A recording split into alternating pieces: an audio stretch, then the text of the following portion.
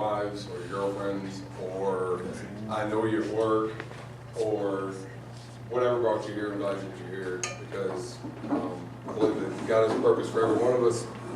And although we may not know what that purpose is sometimes, we're still faithful and we still show up. So my name is Justin Purvis. I know some of y'all really well. I know some of y'all a little bit, and some of y'all meeting for the first time. A little bit about myself real quick. I'm 29 years old. I'm expecting my fourth child in the next 10 weeks, give or take. And if you knew me before, I was a total mess. In fact, when all this got started and I was asked to lead, I was like, there's no way. There's no way. If you knew me 4 years ago at the bottom of a whiskey bottle with pain pills, you'd be like, there's absolutely no way I would expect this guy to lead anything anytime soon. And so do I feel qualified? No. But does God speak into the areas that he needs to? Yes. And he's going to use those who he needs to use, whether we feel like we fit the role or not. So Victorious, me and Jermaine met at Starbucks about a month ago, and we talked and we hung out, and we just, where is this going? What does this mean? Whether we have 30 guys or 20 guys or 400 guys, what does this mean? What does God want to do with us?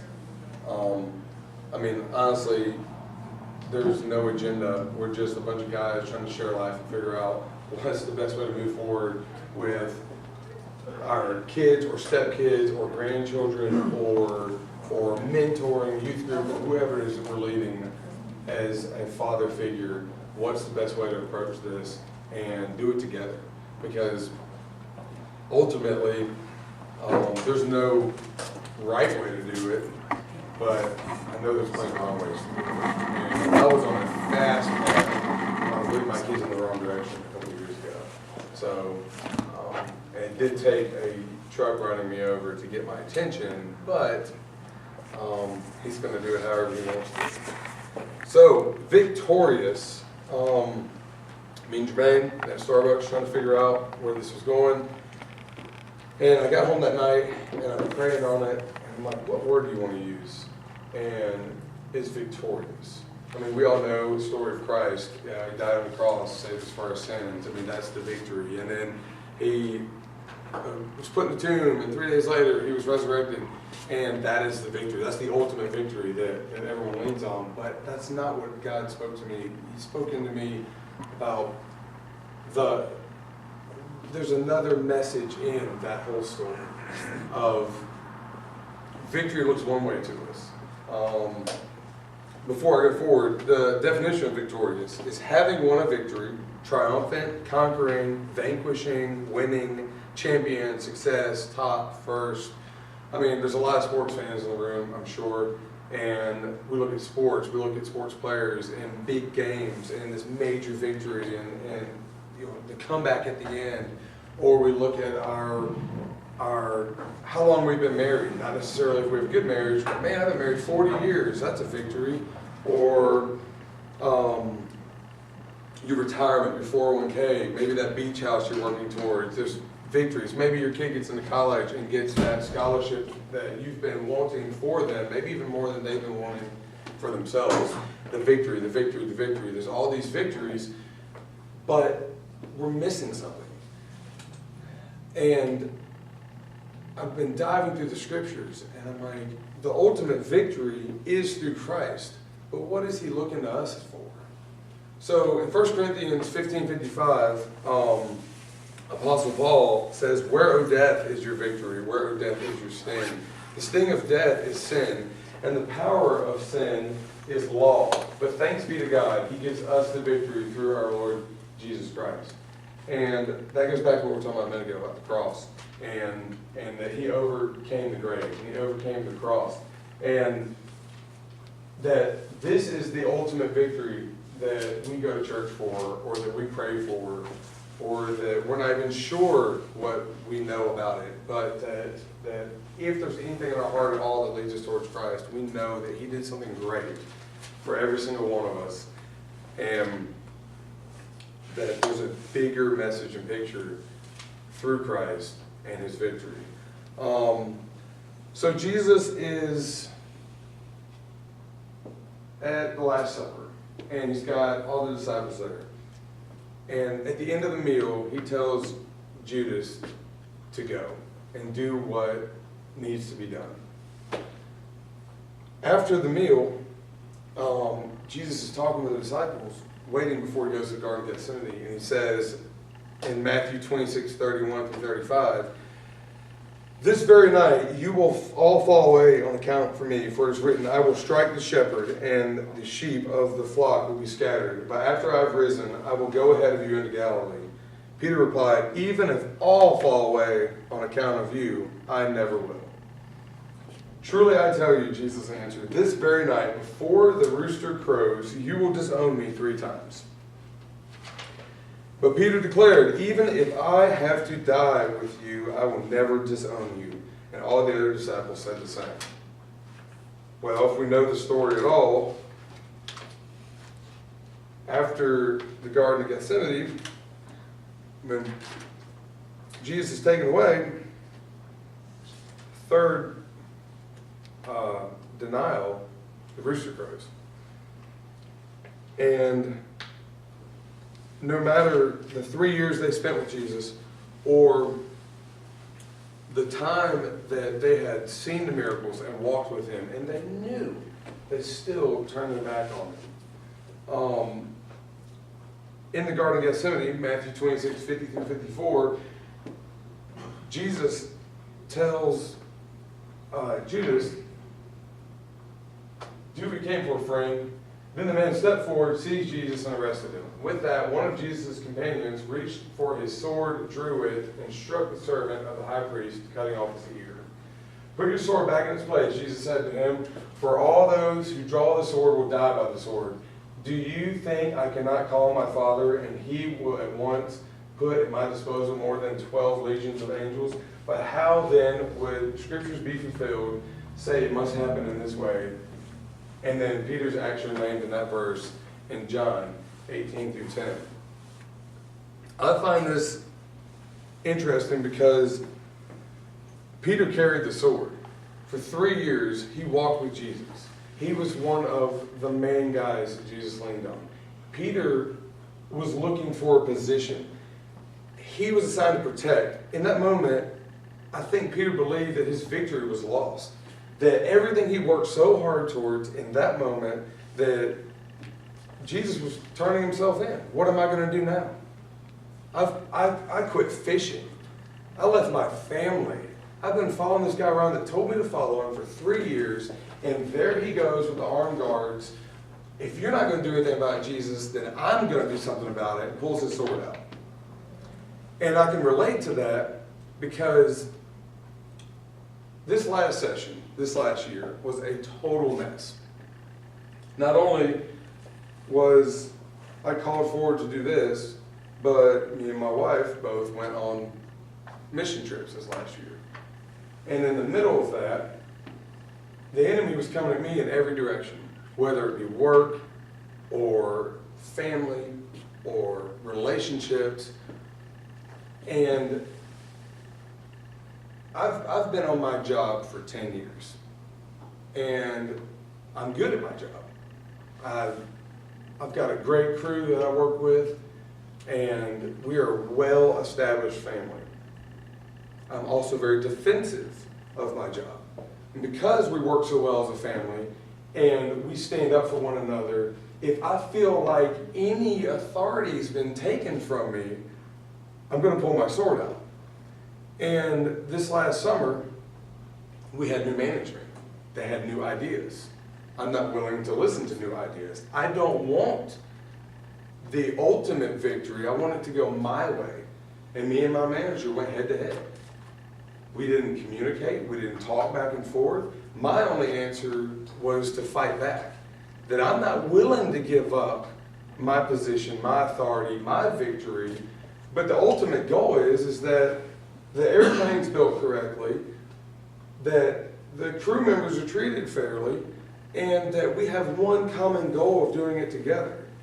even if I had to step aside and admit my faults, my failures, for me to approach my managers and say, you know what, actually y'all knew what was right all along. I wasn't willing to admit it at the time. So that battleground of Peter saying, nope, I'm not willing to do this. I don't care if you told me this is the way it's going to go. I don't care if you told me that this is the right way to go. I'm going to fight back. And I think every one of us has got situations, whether it be with our family or that being said, our wives or our jobs, those that bounce around in jobs, or maybe a friend depends on you that ends up using you, and you feel like you've been let down, and you feel like this is not the way this was supposed to go. I've worked really hard for this. What about me? What about my position, Jesus? So, after y'all, or as y'all know, after Peter hears the rooster crow, Jesus taken, put on trial, crucified, and he rose from the dead. He appeared to the disciples multiple times. But Peter, once again, is tired of waiting and tells the other disciples in John 21, 3 through 9, that, wait, go back one more. No, that's it. I'm going out to fish. He's like, it's been a couple weeks. I've already seen Jesus twice, but nothing's happening in the time and the effort that I want to put into it. So I'm going to fish. Simon Peter told them, and they said, we will go with you. So they went out and got in the boat, but that night they caught nothing. Early in the next morning, Jesus stood on the shore, but the disciples did not realize it was Jesus. For he called out to them, friends, haven't you had any fish? No, they answered. He said, throw your net to the right side of the boat and you will find some. When they did, they were unable to haul the net in because of the large number of fish. Then the disciples who Jesus loved said to Peter, it is the Lord. As soon as Simon Peter heard him say, it is the Lord, he wrapped his outer garment back around him, for he had taken it off. He jumped into the water. The other disciples followed in the boat, towing the net full of fish, for they were not far from shore, about 100 yards. When they landed, they saw a fire burning with coals. There were fish on it and some bread. In this moment, Peter, I messed up. I denied you 3 times. Here's my opportunity. I'm going to go ahead of the disciples. It's a race to the shore. Jumps out of the boat, swims to shore, gets to the shore, and Jesus has got breakfast made. So, through this whole interaction, he's not willing to wait again. And he ends up on shore with Jesus with breakfast made. And the next verse is John 21:12. Come and have breakfast. It's such a simple statement because in that moment, it's like Jesus looks at Peter and says, why, after all we've been through, are you still kneeling at the cross? Why are you still so ashamed of everything you've done that you're kneeling at the cross, worried about how sorry you are, and how sorry you are, how sorry you are, and Jesus is saying, it's time to move forward. I'm here to establish you. I'm here to set you up as the rock, the church. Quit running from it. Come and have breakfast. It's like I said online the other day, breakfast is getting cold.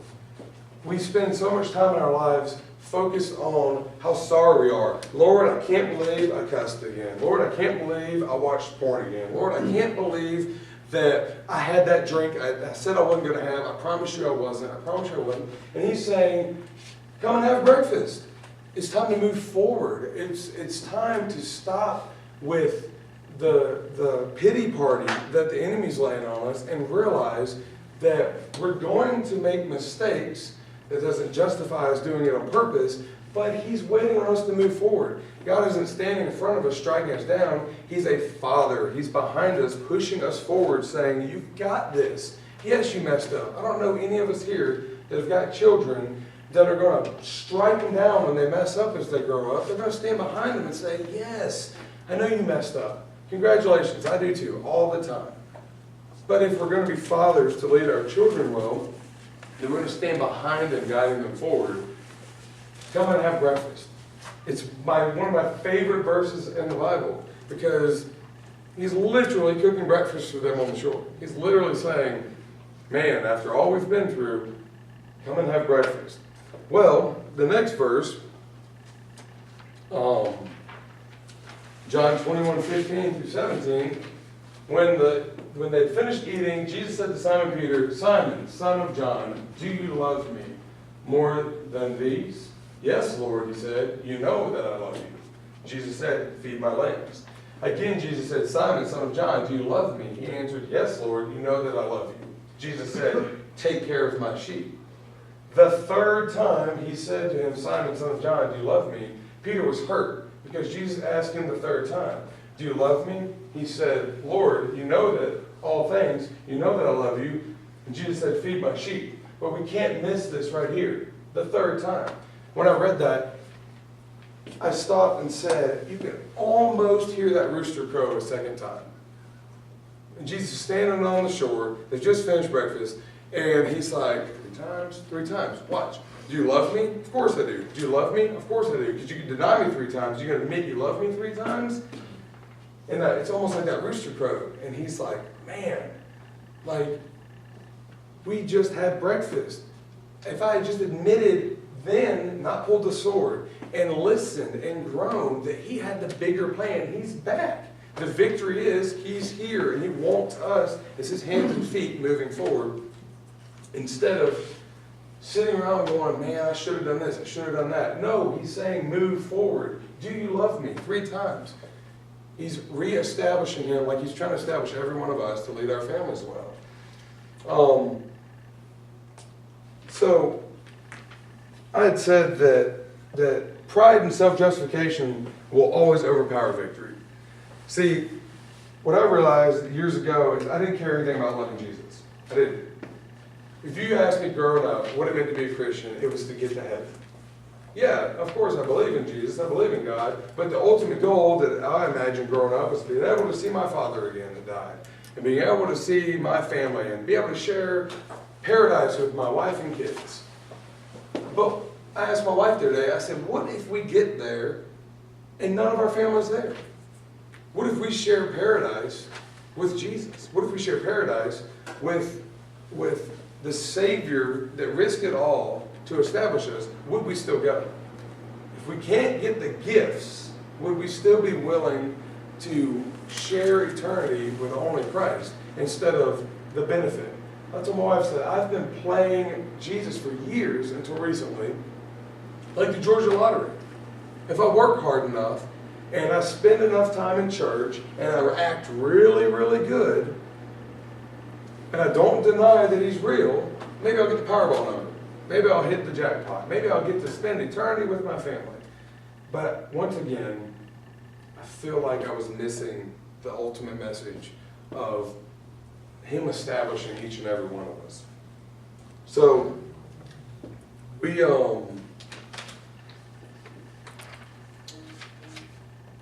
our victory, we may never actually see the fruit of it. If you know the story of Moses, he traveled for 40 years in the wilderness, and which is ridiculous, is it's actually a very small area, and he just wandered around for 40 years because God was hardening their hearts and wasn't going to lead them into where they needed to go because they continued to sin against him. We actually have a saying in our house that comes out of that period of time: when you complain, you get snakes. And I yelled at work all the time. Ricky knows that. It's actually written on my work card at work. Complaining gets you snakes. I mean, the Israelites are wandering around the desert, and they start complaining. Man, we want meat to eat. We're tired of this manna you're giving us. We want meat. So God said, okay, I'll give you meat. So he rains quail down on them, and he said, I'm going to rain so much quail on you that it's going to come out your nose. Then, after he starts feeding them meat, he gets angry and sends snakes out. He's like, you know what, never mind. I don't know why I'm giving in to y'all. Here's snakes. And I tell my children all the time, complain and get you snakes. Complain and get you snakes. It's going to make it worse. When we complain, it makes it worse. It doesn't actually solve the issue. I can't tell, I'm sure every one of y'all in your job situation. even if it's yourself. I've been there plenty of times. You complain, and this doesn't get fixed, and you complain, and this doesn't get fixed, and ultimately, it's not solving anything.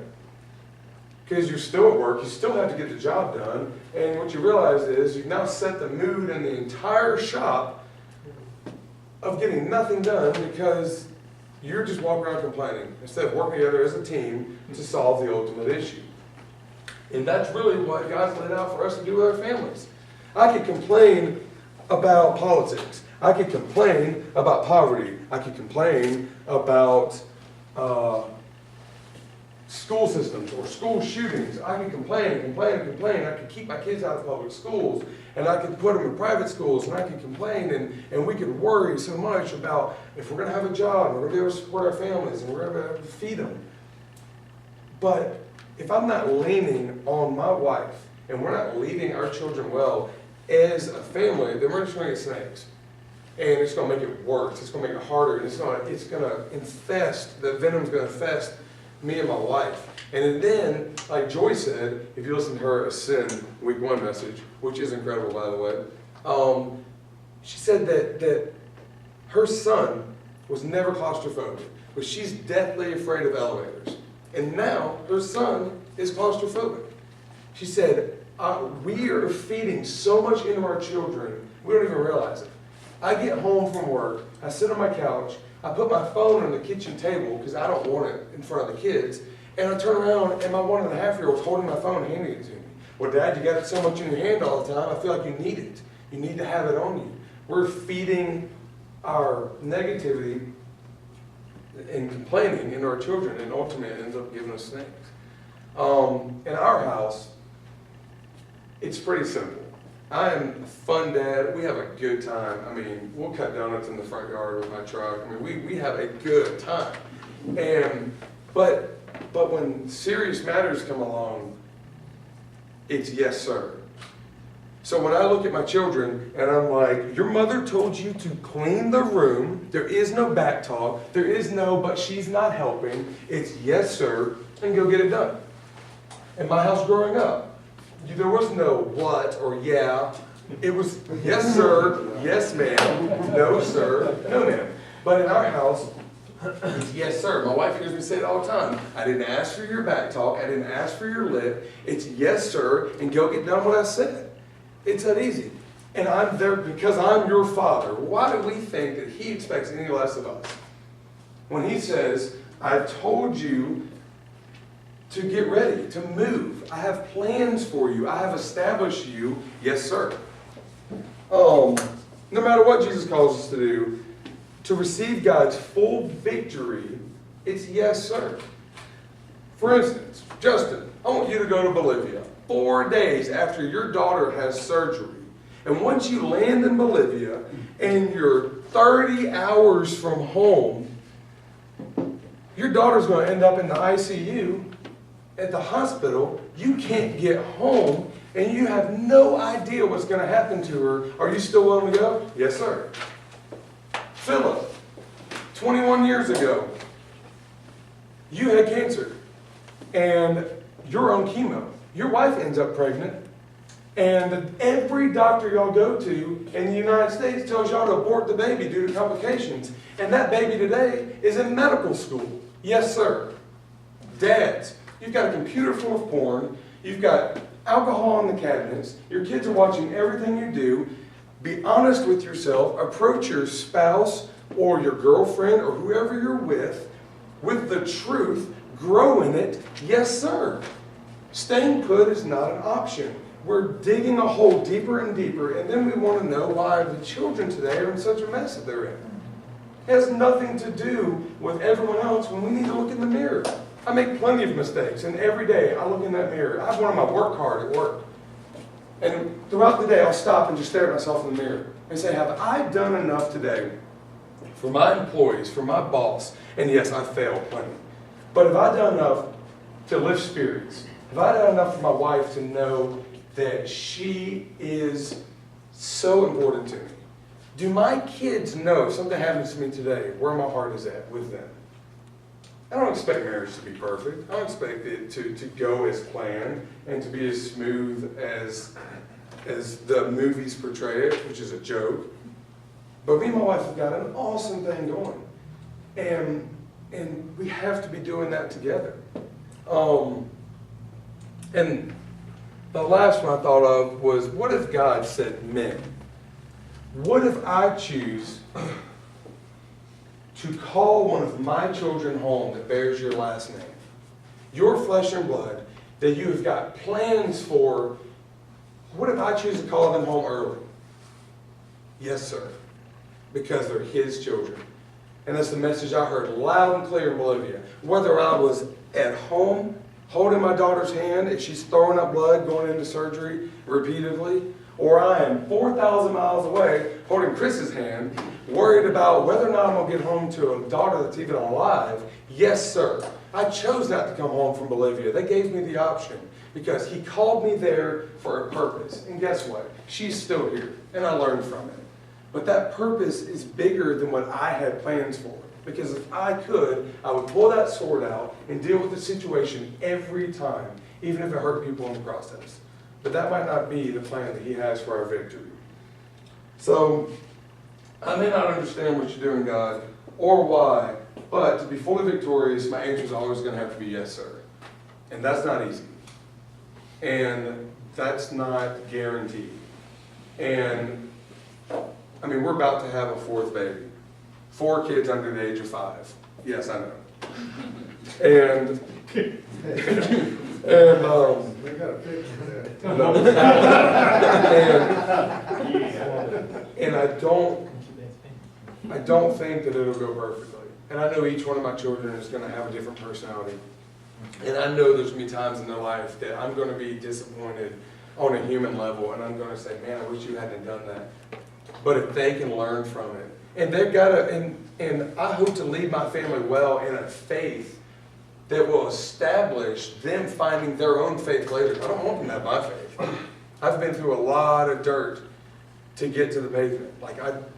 But if I can lay a path a little clearer, let them know they're supported, and lead that family with that shield to protect the enemy and all the outside garbage that filters its way in. If I could just lean on Christ enough to lead my family well, then that's going to be the ultimate victory. On that final note, I'm going to pray us out. I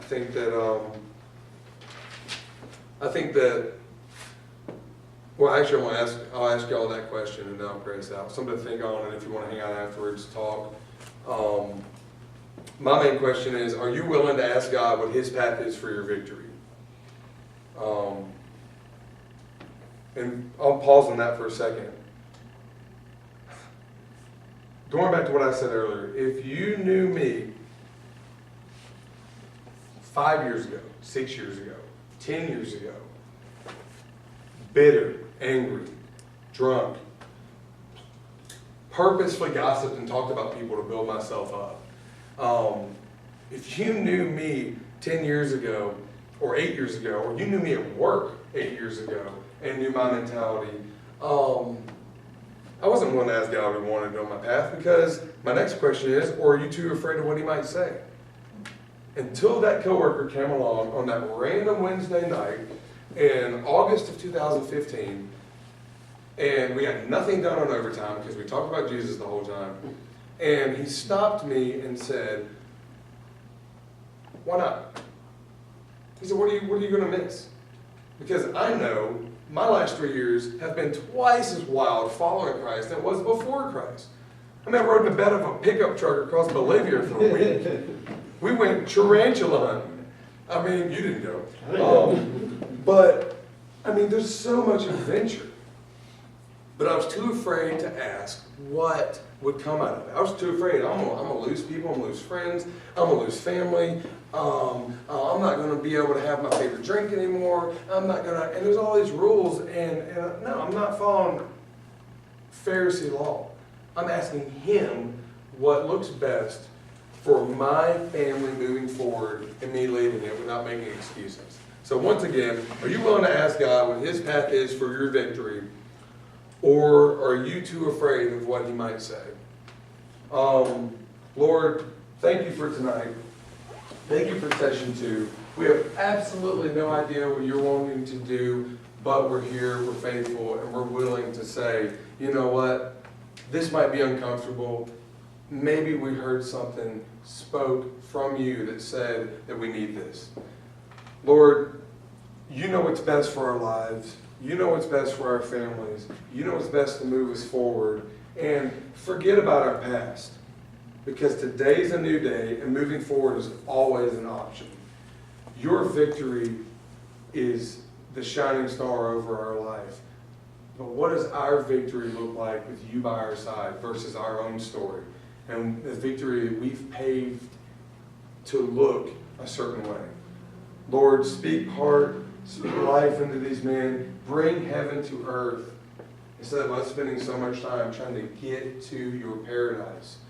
We want to experience you now. We want to experience you here, and we are so grateful that you're giving us this opportunity. Thank you again. In Jesus' name we pray. Amen. Amen. So, like I said, man, there's refreshments in the back. Yeah, just hang out, talk. Anybody on the email list? Anybody? Okay. Anybody got it? Anybody out there? Nobody? You're on the first one. Anybody needs to be on the email? I'll hit anybody. Okay? Stay tuned. Justin, do you have a date? No, because I'm working with Vintage, because they have like 15 groups. So, by Sunday, I'll have our next date online. And the next, what the message is going to be, and kind of, it's going to be more maybe participation from everyone, but we'll see. I'll give you all a hint. What would a mission statement look like for your family? I don't care if your kids have left home. I don't care if your grandkids have left home. I don't care if you don't have kids at all. If you want kids, like what would your mission statement look like for your family? If you could put one on paper or on a wood sign in your house, every day you walk in and look at it, what would that mission statement look like to be the shield over your home to bring that victory? So start thinking about that. That's going to be next session. Family mission statement. So, but, yeah, like I said. Guys, thanks for coming out. If you don't have, I'll leave a notepad back here. If you just put your name and email address, if you can put a good email address, I got like five emails that ping back there. I'm like, man. So I check and see if they're right. They were right, but I just got it back. But if you want to be on the list, holler at me. I'll put you on the list. But got a question for you guys, man. Pretty freestyle here. What are you guys hoping to get out of this? Trent, I put you on the spot. Sure. What are you looking to get out of this? You know, it's really unique, and a lot of what we've talked about these first two sections actually works with what our small group is also addressing, which is strengthening, you know, the wives are trying to strengthen their relationship with God, and men, family, and the same for the men. When we get together, you know, we're trying to change that focus on how do we strengthen our relationship with God first, because strengthening that relationship will lead to a better relationship with your spouse and your kids. Yeah. And so being able to come as men and get together, you know, my wife asked me the other day, there's a movie coming